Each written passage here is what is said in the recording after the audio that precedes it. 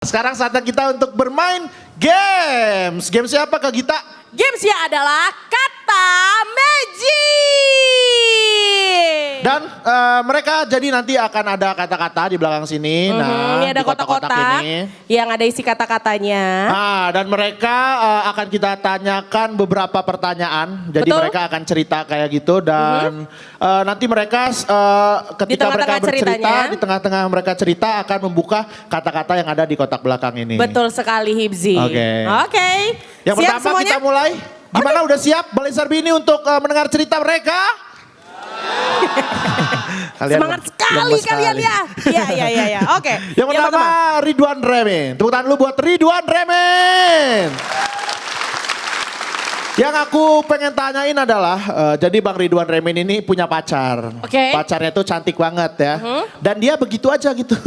Gimana tips-tips mendapatkan pacar? Nah itu. Silakan. Tips buat dapetin pacar itu cukup mudah teman-teman. Belajar hipnotis. Belajar ajian. Atau lu berikan sesuatu yang lawan jenis lu suka. Misalnya kayak gue waktu itu mau nembak pacar gue, itu gue ngasih sesuatu yang dia suka banget gitu. Sampai akhirnya gue bisa diterima. Yang gue kasih itu ada di kotak-kotak belakang ini.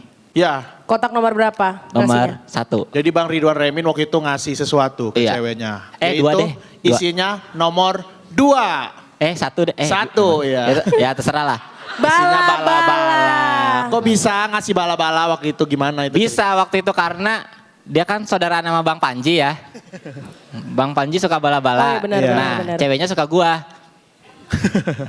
Oh hubungan yang sangat dekat ya. Deket, Iya, iya. lumayan, alhamdulillah. Oke, tepuk tangan buat Ngasih Ridwan bala-bala. Remin. Oke. Tips-tips yang Sungguh tidak berguna ya. iya. Tiada berfaedah. Oke. Tidak berfaedah, oke. Lanjut. Cerita kedua kita ini aku mau nanya tentang karirnya ke Deswin Faki. Oke. Sebelumnya Deswin Faki adalah hanya seorang karyawan BNN, bener? Bener, Benul? benul. Iya, dan sekarang udah nampil di TV ya kan, udah dikenal sebagai seorang komika. Ada nggak sih perlakuan khusus dari orang-orang dulu yang sebagai pegawai BNN sekarang jadi komika? Ada nggak? Untuk perlakuan khusus pasti ada lah. Ke tengah dong. Ya, boleh ke pasti tengah. ada perlakuan khusus. Dan banyak yang bilang gitu, apakah stand up ganggu gua di BNN? Enggak, BNN yang ganggu. enggak, BNN yang ngedukung. Tapi apakah mendapat perlakuan spesial? Benar, gua pernah mendapatkan perlakuan spesial ketika gua waktu itu terlambat datang kerja. Gua nggak dihukum, gua malah dikasih nomor 4. Oh, Dikasih waktu itu apa? terlambat kerja dan Iya. akhirnya nggak dihukum. Tapi malah dikasih Bismillahirrahmanirrahim. Bakul jamu. bakul jamu. Itu untuk apa Untuk kalau boleh apa? tahu? Kalau boleh tahu dikasih bakul Supaya jamu. saya bisa bangun pagi. Oh ya. Itu saja. Super. Oke, itu dia Oke. cerita dari Deswin Faki di kata Sekarang magic kita kita. tanyakan sesuatu ke Mamate ya. Iya.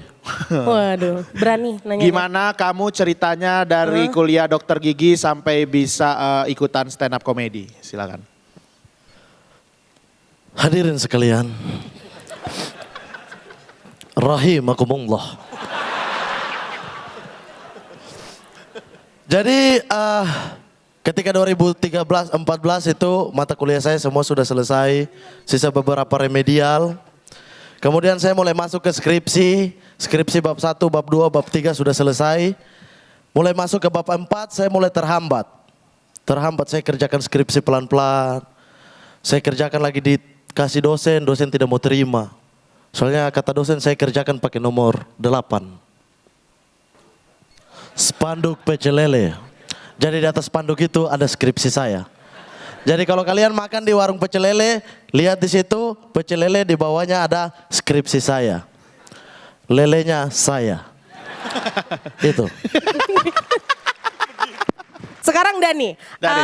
tolong diceritakan udah berapa kali Dani sejauh ini ikutan audisi stand up comedy dan ada nggak cerita-cerita yang lucu, aneh, menggigit, horor?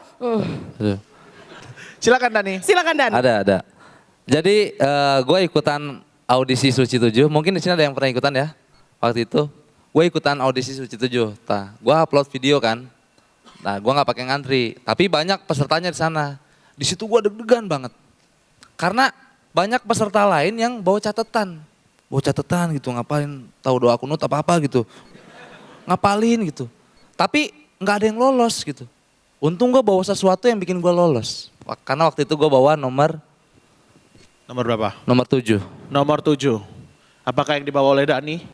Kampas Kampas kopling. Kampas kopling. Untuk apa, Ketika Dan? semua orang membawa Iya. catatan, Dani audisi membawa kampas Kampas kopling. kopling. Dan akhirnya diterima. Gimana Diterima. itu ceritanya Dani? Jadi pas audisi gitu, persona kamu apa? Wah, otomotif pak. Saya langsung diterima, langsung habis itu saya jual amplas koplingnya buat biaya pulang ke Bogor. Waduh susah banget. Itu saya, itu teman-teman. Itu dia ya cerita-cerita di balik keempat semifinalis kita.